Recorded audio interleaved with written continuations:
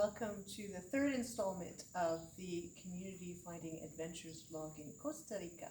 I'm here with Indasa at St. Michael's Sustainable Community. Hi, Indasa. Hi. So how long have you been here? Wow, I have been here, honestly, technically since before the community became a community. I was here when the founder was looking for a place, and he actually just had his own home and the land that was on it. And then he had the opportunity to build even more, and then the community was here. So that is about 13 years. Fabulous. And what are your current roles in this community? They change often, but currently I am the green events and properties manager. So that's what I do. That's what I can officially say that I do. I do more. Absolutely. So how much land do you have here at St. Michael's? A little above 99 acres. Yeah. Big. Yeah, it's pretty large amount of land. So St. Michael's is in the mountains near the Pacific coast, near the town of Parrita. What is the significance of the name St. Michael's? Just simply, St. Michael is the patron saint of service providers, nurses, police officers, doctors, and that's where that name comes from. Not specifically a religious type of thing, because we have so many different people coming that practice different things, but it's a safe haven for people. We've actually had some people say that coming here, seeing the name St. Michael, they knew that they would be safe here because they understood the name. The archangel also being the defender of heaven. Mm-hmm. Fabulous. Mm-hmm. Lovely name. So how many full-time households do you currently have here? Approximately 8 that are full-time. We've had some people come and stay for a couple of years, and now they're bouncing around a bit, but yeah. Great. Wonderful. So I had a very informative permaculture tour. The land, it's really, really impressive what they've done. Really diverse plants and quite extensive. What awards or honors have you earned for all the permaculture? We have, for the community, received what Costa Rica considers their blue flag, ecological blue flag, which is a pretty big deal here in the country, and we have that for agriculture and for biodiversity, although we're still waiting for the physical flag. And we are working on sustainable housing and construction. Congratulations, that's quite a list. That's great. Thank you. So how many of the full-time households get at least half of their food from the land? Of those 8, I know for certain that 3 households do, and that's mainly because they have constructed their own greenhouses, and they have their own, they just walk outside and grab some stuff. They have the space for that. Fabulous, fabulous. So you grow some fabulously potent medicines. Mm-hmm. Are there any of these sold or gifted outside the community? The immediate answer is yes. Usually that's case by case, because we do not yet have a full-time person to be in charge of that, because that's a job in itself. So the apothecary is yet to be born. Right. Awesome. So who is responsible for collecting the ripe fruit on the general lands? Our groundskeepers. We have, even with all of this land, we have 2 that are here that work, and they go around looking for ripe fruit as they're doing their job, and they'll bring it to the community center and have it there for us to enjoy. Great. So how is this a veritable Eden watered, especially during the extensive dry season here in Costa Rica? We have, that's funny, that's not one of the things that we actually started with, because when the community was started, we did not have running water that was piped through. So one of the things that was constructed, one of the main houses in the community, one of the anchor houses, is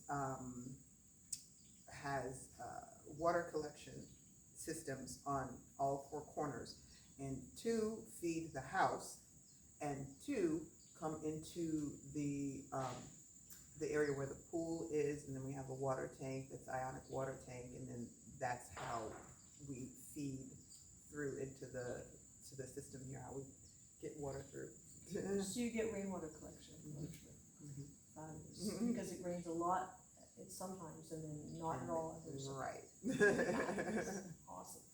So the pandemic hit all communities really hard, causing polarization, isolation. So much in Costa Rica as well as around the world was torn apart and did not survive. Countless intentional communities dissolved as part of the pandemic process. I'm really, really glad you guys survived. Congratulations. I noticed you were affected though. What plans do you have to regenerate the culture? Those are plans that we're currently working on and talking about.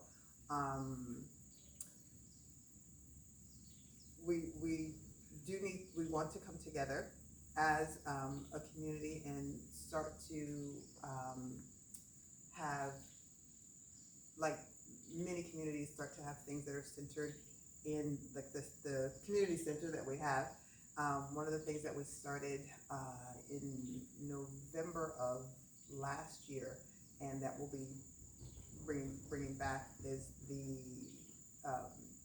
Sunday community meals that we had, and the founder, his wife, was in the kitchen cooking all day, every day, and she would bring all of these wonderful meals together. We would all come in and have conversations and be a community, and make sure we give her nice healthy tips from all the work that she was doing. So come together, talk, have different events where we come in and share, and once again be a community and not kind of in our little cubby holes in our own little homes in a sense of fear, or what is it that used to be said, me, my, four, and no more, that kind of mentality. So we're definitely talking about how we can better come together as a community and be intentional, and once again go back to allowing the people that are here to thrive in their gifts. Because one thing that I've noticed about some intentional communities is that they've already got, which is not a critique, but they've already got their system in place, as in when you get here, we're just going to put you in here like a cog. And what our goal is to find out what your gifting is and where you thrive and where you excel and how that can fit in. Where in the body are you? Are you an ear? Are you a thumb? Are you a, that kind of thing? And let's place you where you can excel and where that can most benefit. Excellent. That sounds like it would take quite a bit of skill to figure out in the larger scheme of the community. It does. I would say that it does take some skill, but it takes a lot of discernment. But we are a permaculture community, and the first design principle is to observe and interact. So that's the first thing you need to be able to do, is to observe what it is that this person excels in, where their gifting is. Speak with them, interact with them. Take what we call a sit spot and just see how things work, how they fit before you just throw it in. Great, wonderful, very, very wise. Now I've heard it said that humans feel like cosmological orphans. How do you think your plan there would help that? We feel lost. Wow, cosmological orphans. That's just, yeah. I get it. There are those times where I'm just like, and I literally say, yeah, I'm feeling lost. So, yeah. How do we address the feeling of being lost? Or? Well, the idea of, and I think you answered it by saying, what part of the body do you fit in? Right, and then you have a place. You're not lost. You're part of a larger something. Right. Yeah. So yeah, that I don't know that I can expound on that, but yeah, that's definitely where my heart is to make sure that people don't feel lost. And one of the ways that you don't feel lost is to feel that you are, even when we're talking about children, that you have a sense of belonging and significance. Absolutely crucial. Really, really, really important. That's awesome. Yeah. So are you accepting new members at this time? Yes. Lovely. Absolutely. Wonderful. And you have some homes built, right? We do. We have some homes built. We have some homes we're currently building. We have plans for other homes. Even though we build slowly, just because we don't want to, what's the word? Oversaturate the resources. That kind of goes against what we're trying to do. But homes that are already constructed, oh yes, we would love to have. I would like some neighbors. Awesome. And is there a particular demographic that you're looking for in people, ideally, who might round out people who are here already? First and foremost, people who are interested in and have a healthy respect for nature. Because we really don't want like a Green Acres kind of situation where you come in from the city and then all of a sudden you're thrown into the jungle and it's a major shock to the body. Absolutely. Yeah. And are there any particular skills you're looking for in people who are onboarding?